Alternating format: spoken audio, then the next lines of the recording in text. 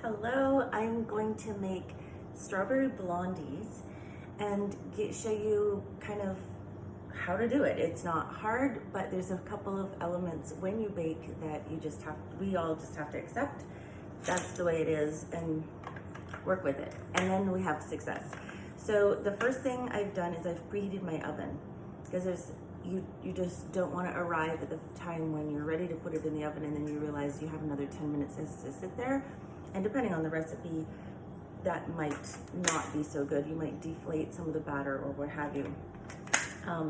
So I'm just putting together my Flex Plus because this is the other key piece is the dry ingredients are usually put together separately. So there's usually about 3, maybe 4 elements to your dry ingredients.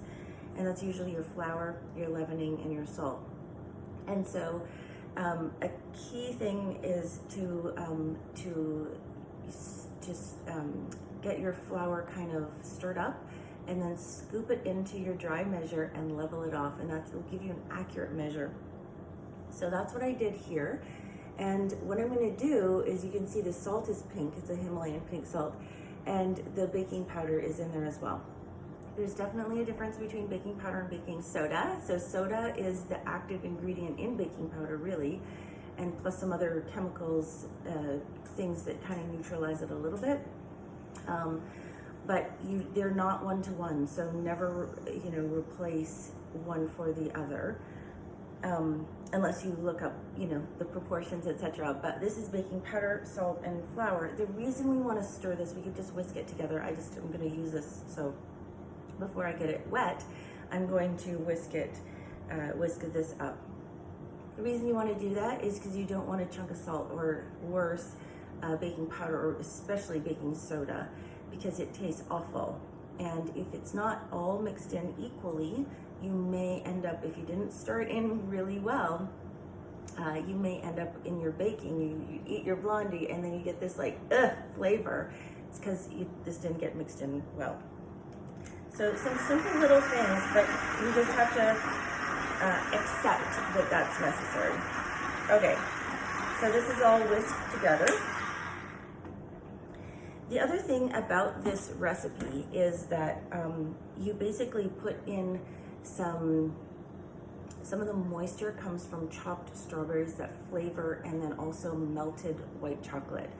So to make a garnish kind of afterwards, we're going to save some of so half of the strawberries are going to be saved, and we put a little cut piece, cut side down, on top of the batter and bake it so that it kind of identifies it as a strawberry blondie later. So that's prepared. I have my strawberries ready to go. I think with baking, you really just want to prep. Prep is really, you don't want to be doing it at the last minute because it needs to come together quickly, and you'll make less mistakes if you prepare. So I'm going to get those ready. The other thing I wanted to mention is that, and it's not so important with this one, but because the butter is melted. But one of the things that's common is we take our eggs out of the fridge and they're cold. And if your recipe calls for creamed butter, so that you're aerating, beating air into the butter is basically what's happening. And that's where you get the fluffiness for a cake or a cookie or something like that. If you put in a cold egg in there in the room temperature butter, it will cause the butter to seize up, and you'll end up with a slurry with little hard chunks of butter, and you lose all your air. So an easy hack is simply to take your eggs and immerse them in nice warm, almost hot water, and then give them a shake. And it takes maybe about 10 minutes, and they'll come to room temperature. You'll feel the difference. Another thing is to break your egg on a flat surface.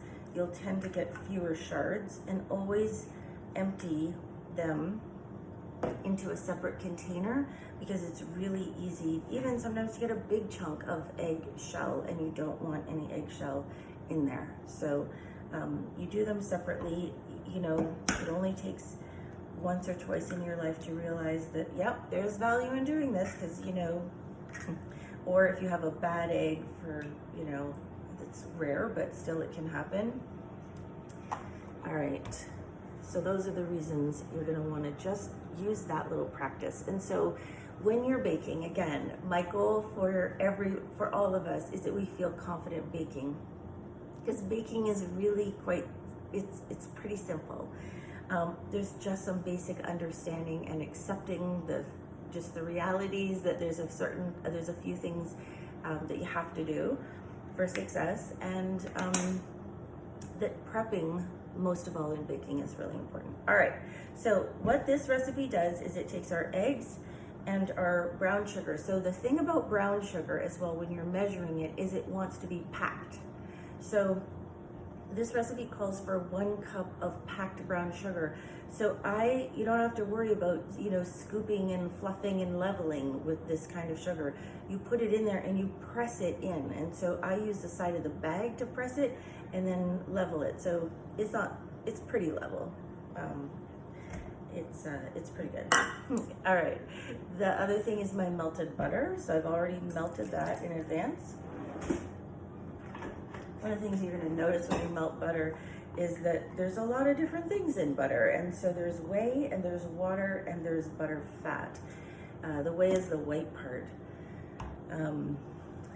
And depending on the quality of your butter, you'll have a big variation. And that's why butter has different prices. All right, so this, and then our vanilla. And I think it was a tablespoon, yeah. So that's one of the reasons Blondies are so good. And there also is a big difference in the flavor of vanillas. So I'm always gonna recommend that you invest in a really good pure vanilla. You can taste the difference, and some people have grown up on the artificial vanilla and that's what they prefer. That's fine. But there is a difference. Okay, so this is almost ready to stir, and this is gonna go in at the last minute. And what I need to do is prep the little specialty part of this recipe, which is the strawberries and the white chocolate. Okay.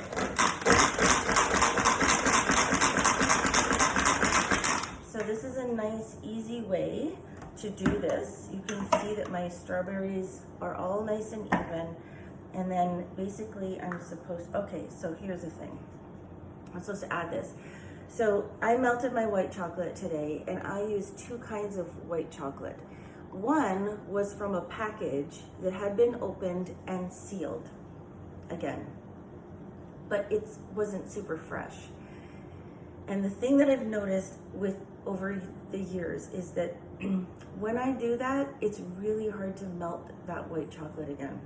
So I have a high quality premium white chocolate and then some of this other, and I can keep trying to melt it. It just is not gonna melt. So I've given up, and I'm gonna have maybe some chunks of white chocolate in my Blondies. White chocolate is not actually chocolate, FYI. It's just, I don't know, it's a confection. It's a mixture and so there's a lot of variation in your results with white chocolate. So don't despair. It's not gonna be the end of the world to have a chunk of white chocolate. So we're gonna just stir this together.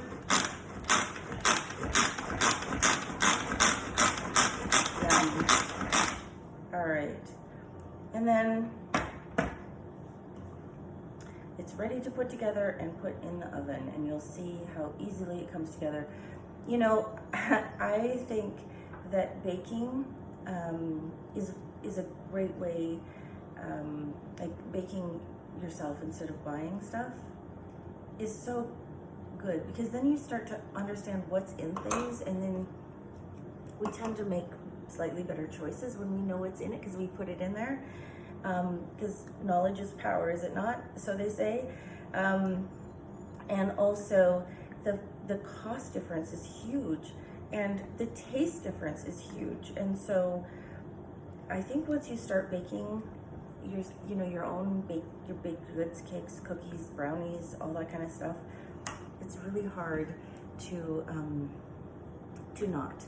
And I mean, there's always exceptions, of course, but it's a skill that I think is such a lovely gift to have. And so that's why we're doing this. All right, so we're gonna mix this up. So we have our dark brown sugar, our butter, our eggs, and our vanilla. We're gonna stir this. So on the Flex Plus, there's two kinds of beaters. There's whisks, and these just flat beat, it's like a flat beater. It's the equivalent of a flat beater on a big Stanley cup.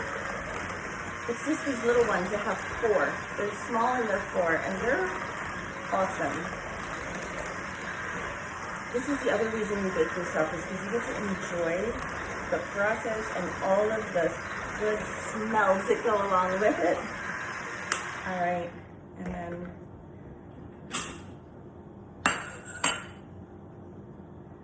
quickly put this in, and then we will put in the dry ingredients.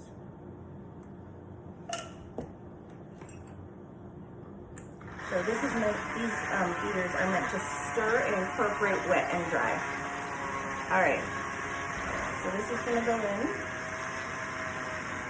I really, with baking, you typically don't want to, like this kind of a thing, because you want it dense and chewy. You don't want to put a lot of air into it, which is why the butter is melted. You don't want to stir it forever. So we just really want to mix this until it's all incorporated. The wet, the dry together, it's even, but we don't have to beat it to death. All right. Looks like that's all good. And we're ready to scoop. And so I'm going to show you a couple of these. This recipe did not say to grease, but I did put a little bit of oil. I just put a drop of oil in each one. And